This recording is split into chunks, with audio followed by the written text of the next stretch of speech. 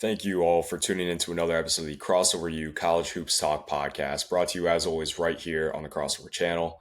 My name is Kanaye, and today for this episode we get to talk about someone who has kind of grown to be a uh, a favorite household name here on the Crossover channel. That guy being PJ Haggerty. I know me and Josh have made a lot of content regarding PJ Haggerty and just what's transpired of this whole portal process for Haggerty and just how his recruitment out of the transfer portal and his demands have kind of played out. It's really a unique situation. Of course, I made the video so almost 2 months back, I believe, at this point, where he initially came out and said that he wants $4 million out of the portal and he demands that he wants to play minimum 70% of his minutes on the floor at the point guard spot, which, of course, I voiced my opinions on that. I don't necessarily agree with either demanding $4 million nor demanding how a coach plays you and manages your minutes and roster makeup on top of rotations. I just definitely think that's not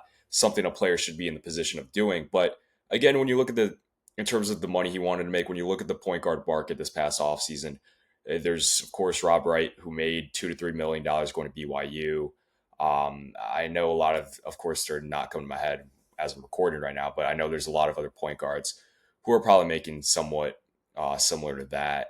And just, I think PJ does have a fair point just asking for the 4 million, considering that like Rob Wright getting $2 to $3 million from BYU when PJ Haggerty was an All American this past year and probably was a better player than Rob Wright this past season. But again, him going to he decided to commit to K State, Kansas State, join that Jerome Tang coach program, and I actually do really like this fit a lot. I love what Jerome Tang has done this past offseason. I'm going to talk a lot about how I feel regarding PJ Haggerty's commitment and just the fit at K State and what I think the Wildcats are going to be able to do this upcoming season. But before we get into that, if you like this podcast or anything else you see on this channel, please engage with our content any way you can, whether it's liking our videos, subscribing to our channel, or just telling other people about it. It really does help with being able to get these videos out to a larger audience and continue to grow this channel. So let's get into it. PJ Haggerty was, I believe, a second team All American this past year, if I'm not mistaken. He averaged nearly 22 points per game, almost 6 rebounds, almost 4 assists. Was definitely a top point guard this past season. Was really, really good. He destroyed my Huskies in the Maui Invitational in that first round game. And again, he's a really, really good player. I believe last I checked on 24/7, he did end up being the number one rated transfer in this offseason cycle. He passed Bennett Sturts. He got a 0.99 or 99%, however you want to say it, ranking on 24/7, which solidified his spot as the number one transfer. And it makes sense. When you have a guy of this caliber sticking around in school, he's going to be sought after, very heavy. And I do think PJ kind of hurt his recruitment process, which is considering how long he kind of held out with this and just the demands he made, which really turned off a lot of schools from going after him in the portal. I just think with how him being represented with his dad and keeping things in the family and just the demands they came out with, like I talked about the beginning of the video where he was asking for $4 million, which if you look at the market kind of makes sense. But again, I really don't feel that anyone really should probably be making $4 million. But of course, if you look at the market, then it makes sense. On top of that, I very much disagree with a player coming out and making demands regarding how rotations are constructed on teams and how coaches run their game plans and how they decide who's going to be on the floor at what times of the game and at what position. I very much disagree with how he handled those two processes. Again, I don't know how much of that was his dad getting into his ear and how much of that was actually PJ himself. But again, he's a really, really good player. Was an All-American this past year, and he's a guy who's really dynamic as a scorer. He averaged nearly 22 points per game this past season. He's really good at breaking down defenders. He makes it an issue of being able to get to the basket really whenever he wants. He's great at drawing fouls. He gets to the line a lot, where he's very efficient there as well, shooting close to 82%.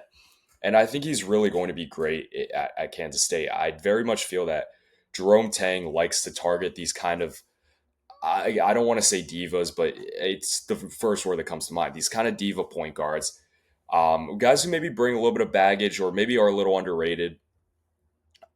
Just with considering the negative attention at times that maybe some of those guys bring with them, You think back to 2023 with Marquise Noel and just being an undersized guard, being underrated at 5'8", 5'9", I forget how tall he was, but just the run that they went on in the NCAA tournament that year, being one game away from the Final Four.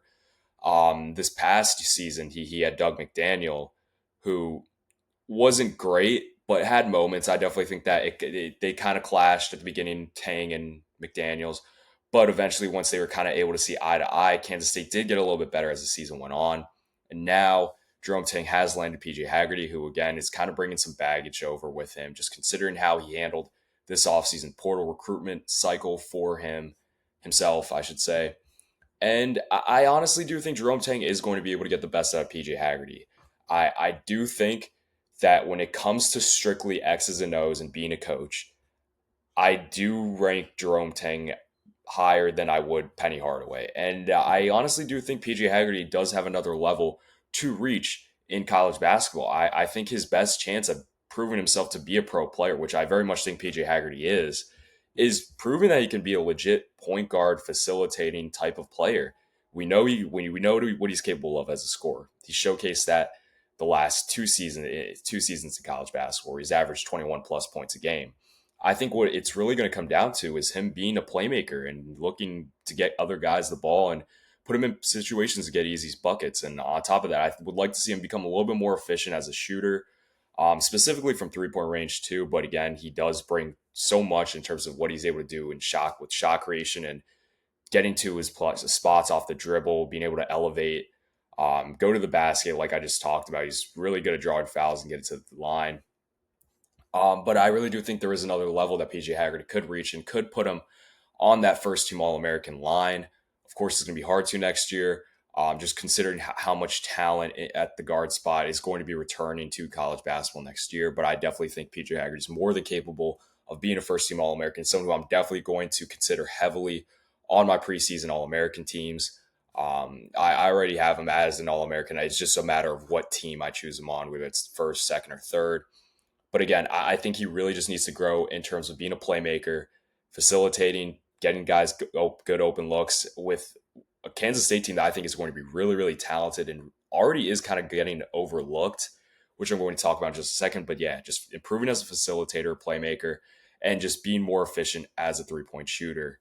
And I think that would really take PJ Haggerty to the next level and definitely prove himself in the eyes of NBA scouts of him being a legit prospect at the next level. Now, to get into Kansas State a little bit more, like I just talked about, I really love what Jerome Tang has done this past offseason. I think he's gotten a lot of guys who I really do feel are going to play really well when they kind of make this jump in level.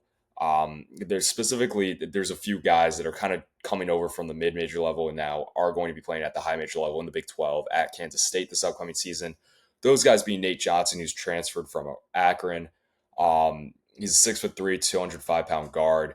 I would think he's probably going to play the two, and there is a little bit of there could be end up being a little bit of a competition here for minutes in this backcourt. I do think there is the potential that Abdi Bashir Jr., the other guy who I was going to talk about, who's transferring over from Monmouth, who he was a lights out shooter there. He's 6'7", 160 pounds, so a little bit of a slighter frame, but he brings great height, great length, and positional size. He does normally play the two, but there is the world where maybe Jerome Tang slots Abdi Bashir Jr. at the three and lets PJ Haggerty and Nate Johnson rock out in that backcourt. But again, I just think there's so much talent that you have in this backcourt between those three guys. And of course, you don't know how mid-major guys are going to play until you see them play at the high major level. But I just think it's so hard to ignore the shot making that was displayed in both Nate Johnson and Abdi Bashir's highlight tapes from their old respective schools, especially Abdi Bashir Jr. He was one of the top 3-point shooters in the country this past year. Ryan Hammer, for those who follow him, had a great one-on-one interview with him earlier this past season and talked about a lot of his shot chart and how he consistently shoots from 30, 35 feet out beyond NBA range. And he has no fear in taking a lot of those long 3-pointers. And he's hit them at a good rate too. His brother's going to be playing at Auburn next year. He's going to be really good as well, I think.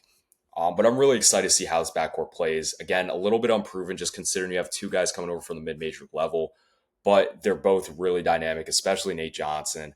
I love what Nate Johnson can do and being able to break guys down, go down, get downhill, go to the basket.